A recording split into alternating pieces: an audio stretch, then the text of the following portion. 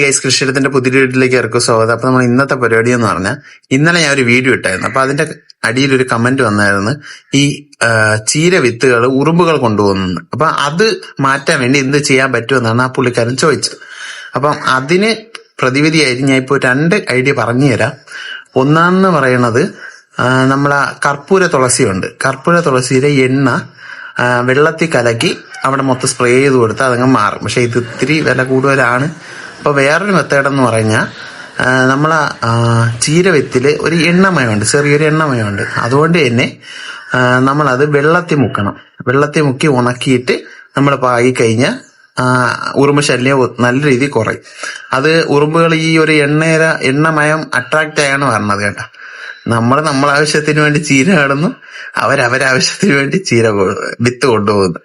ഇങ്ങനെ അവരെ ദിവസം തള്ളി നീക്കാൻ വേണ്ടി അവർ ഓരോ ചെയ്യും. അപ്പൊ പുതിയൊരു വീഡിയോ തന്നെ കാണാം. തരാ.